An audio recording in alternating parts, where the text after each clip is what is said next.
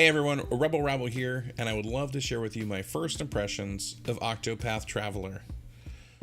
Octopath Traveler is a love letter from Square Enix to the golden age of 16-bit turn-based RPG games. It's accessible to any generation of gamer though, so don't worry if you never played 16-bit RPGs. Now, the game starts by putting players in the role of one of 8 adventurers, each of whom begins their journey in different ways, in different places, and they all have their own job or attribute, like the hunter, scholar, warrior, or even a dancer. Some awesome things I already love about Octopath Traveler: the graphics. Octopath Traveler has amazing graphics. It's a role-playing game that sports a graphical aesthetic known as HD 2D, defined by the developers as combining retro Super NES style character sprites and textures with polygonal environments and high-definition effects. The result is absolutely spectacular and it looks amazing.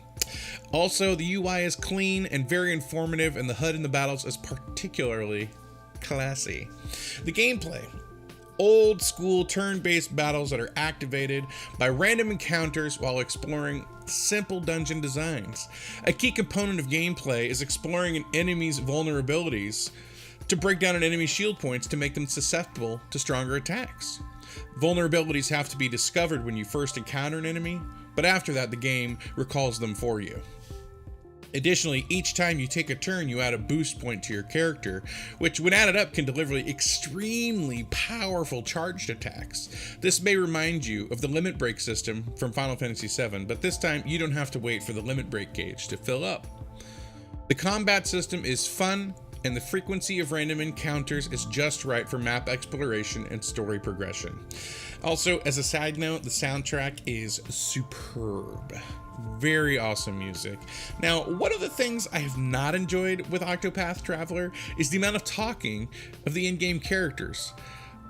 During their scripted story moments, they go on and on. Now, I understand emoting in a 16-bit RPG is very much part of the genre, but the conversations get to the point of being eye-rollingly redundant.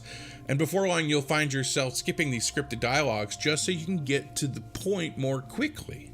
The script could have used some serious trimming because these guys and gals get a little bit long-winded. So, at approximately 8 hours into the game, my first impression of Octopath Traveler is a very strong one. If I had to rate the game today, I would give it 9 out of 10.